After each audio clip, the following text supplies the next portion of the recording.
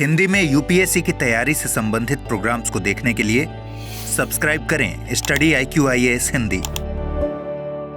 Hello students, क्या आपको पता है कि भारत में हर साल करीब 60 लाख से ज़्यादा लोग RTI यानी कि सूचना के अधिकार का इस्तेमाल करते हैं।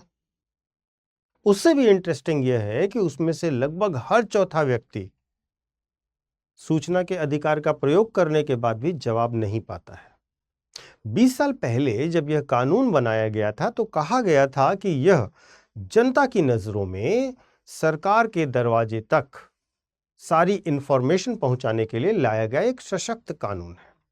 लेकिन आज 2025 में सवाल यह है कि क्या RTI अब भी जिस संकल्पना के साथ शुरू किया गया था वैसा लोकतंत्र का एक मजबूत हथियार है, या यह कानून फाइलों के बोझ में, सूचना के इनकार से, या अधिकारियों के भ्रष्टाचार से या चुप्पी से दब चुका है।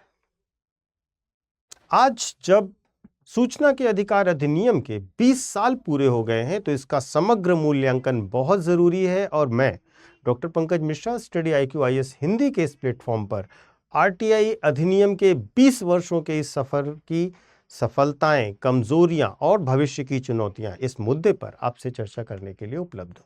तो शुरू करते हैं। RTI के 20 साल, पारदर्शिता का सफर या पतन। देखिए, RTI अधिनियम की अगर हम बात करें तो RTI अधिनियम का जो जन्म होता है वो एक कानून से नहीं हुआ बल्कि एक जन आंदोलन से हुआ। 1990 के दशक में राजस्थान के भीलवाड़ा और देवडूंगरी में जो मजदूर किसान शक्ति संगठन था उसने एक नारा दिया। उसने नारा दिया कि हमारा पैसा हमारा हिसाब। मजदूरों को उनके काम के बदले पूरा भुगतान नहीं मिल रहा था और उन्होंने मांगा कि सरकार की फाइलें खोली जाएं और हमें जानकारी दी जाए। इसी आंदोलन ने जन सुनवाई का रास्ता खोला और साथ ही साथ सूचना के अधिकार की मांग को राष्ट्रीय विमर्श बना दिया। 2002 में NDA की सरकार ने पहला फ्रीडम ऑफ इंफॉर्मेशन बिल लेकर के आया जो कि बहुत कमजोर और अप्रभावी था, लेकिन वर्ष 2004 में UPA सरकार ने उसको संशोधित किया और RTI एक्ट 2005 को लागू किया। माना गया कि information is the oxygen for democracy, और यह जो एक्ट है 2004 का UPA सरकार द्वारा लाया गया RTI एक्ट 2005।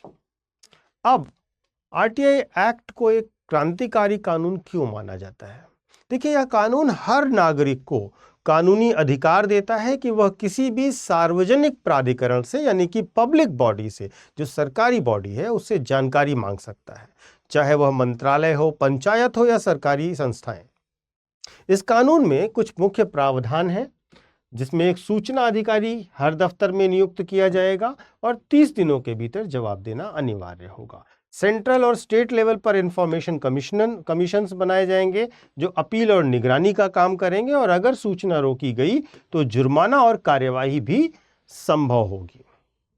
शुरुआती सालों में RTI ने सचमुच भ्रष्टाचार की जड़ों को हिलाया। मनरेगा में बहुत सारे घोटाले उजागर हुए। राशन कार्ड, स्कॉलरशिप और पंचायत फंड, इन सब में पारदर्शिता भी बढ़ी। 2G और CWG जैसे घोटालों में भी RTI के से बहुत सारे दस्तावेज निकाले गए। RTI ने साधारण नागरिक को शक्ति का एहसास दिलाया, जैसे वह पहली बार अपने हक का हिसाब मांग सकता है। ये जो शुरुआती सफलताएं हैं और इसके बड़े सामाजिक असर हैं, वह बहुत महत्वपूर्ण है और बहुत महत्वपूर्ण रूप से हमें दिखाई भी दिए। RTI के शुरुआती 10 सालों में अगर हम देखें तो करीब 1.5 करोड़ से ज्यादा आवेदन दाखिल हुए, और जिसने एक कल्चरल रिफॉर्म किया एडमिनिस्ट्रेटिव सेटअप में, सांस्कृतिक परिवर्तन दिया। क्योंकि जहां पहले सूचना छुपाना एक सामान्य घटना मानी जाती थी, वहीं अब सूचना देना शासन का कर्तव्य बन गया। RTI ने नागरिकों की भागीदारी भी बढ़ाई, जैसे गांव के स्कूलों में मिड डे मील का हिसाब बढ़ा, पंचायत के निर्माण कार्यों का जांच हुई, नगर निगमों के बजट खर्च की जानकारी मिली, और RTI कार्यकर्ताओं को लोग जन प्रहरी तक कहने लगे। लेकिन इसके साथ ही इसका एक डार्क साइड भी था, एक ब्लैक पहलू, एक डार्क पहलू, एक अंधेरा पहलू भी निकला कि आरटीआई कार्यकर्ताओं पर हमले और हत्याएं होनी शुरू हो गई। सरकारी आंकड़ों के अनुसार अगर हम बात करें तो अब तक 100 से ज्यादा आरटीआई कार्यकर्ताओं की हत्या की जा चुकी है। यानी कि आरटीआई ने सत्ता को चुनौती दी और सत्ता का प्रतिरोध भी किया। लेकिन कहानी यही खत्म नहीं होती है, आरटीआई के सामने भी बहुत सारी चुनौतियां हैं। जैसे कि सबसे पहला, अगर हम देखें तो केंद्रीय सूचना आयोग के पास आज लाखों मामले लंबित हैं। अगर हम डाउन टू अर्थ की रिपोर्ट की बात करें तो औसतन एक अपील को निपटाने में 12 से 18 महीने का समय लेता है केंद्रीय सूचना आयोग।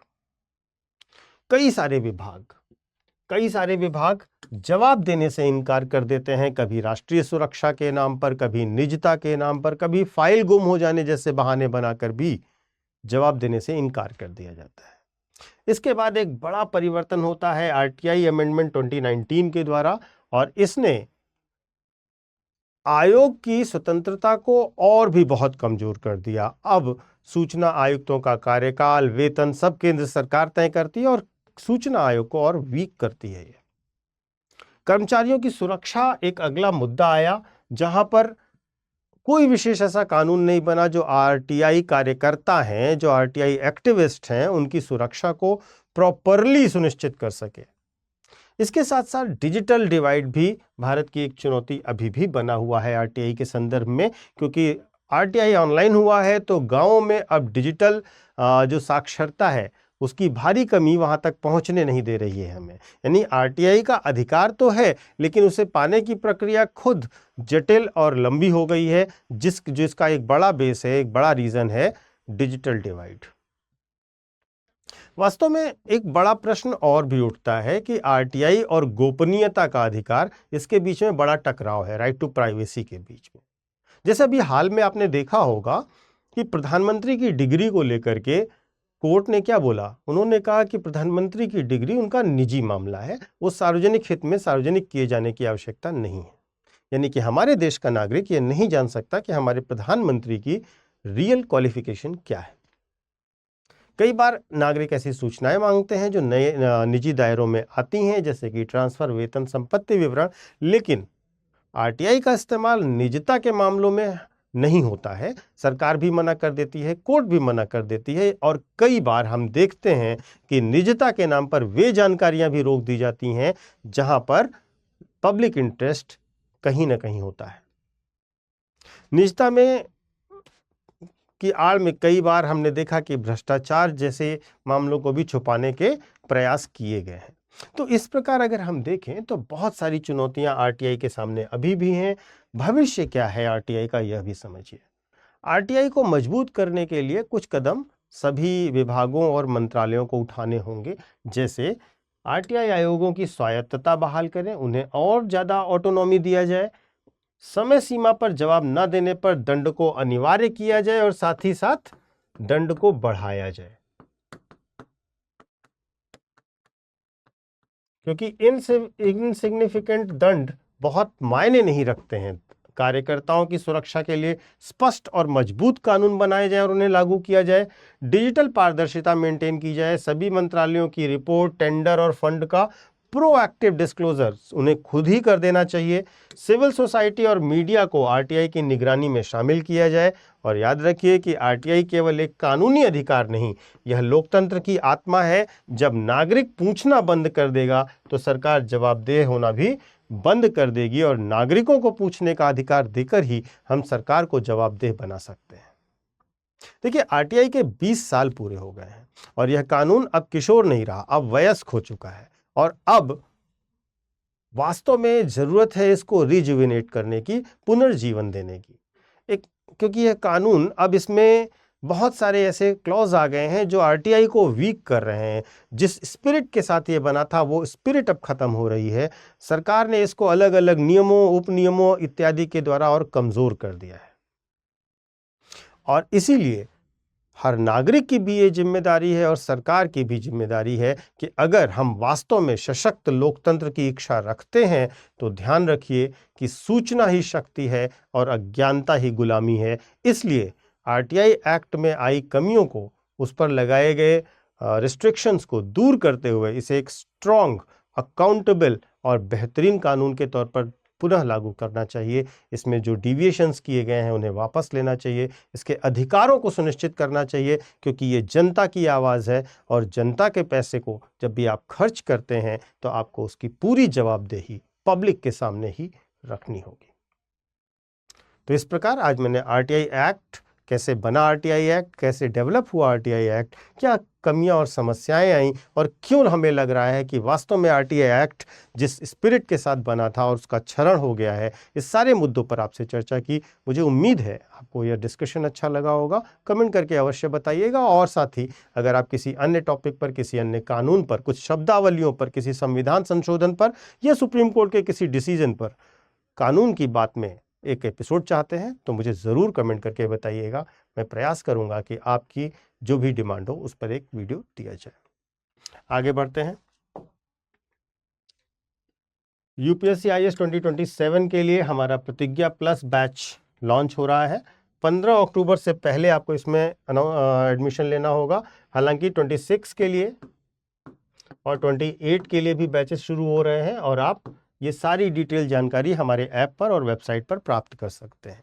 सबसे महत्वपूर्ण ये है कि हमारा ये फाउंडेशन P2I कोर्स है जो 26, 27, 28 तीनों सालों के लिए है। आप हिंदी माध्यम, इंग्लिश माध्यम या इंग्लिश माध्यम किसी में भी इसमें एडमिशन ले सकते हैं। अगर मैं पर्टिकुलरली 2027 के कोर्स की बात करूं तो इसकी फ़ीस है मात्र 19,999 रुपये और आपको इसमें पूरा study material, notes, test series, classes सब कुछ मिलेगा।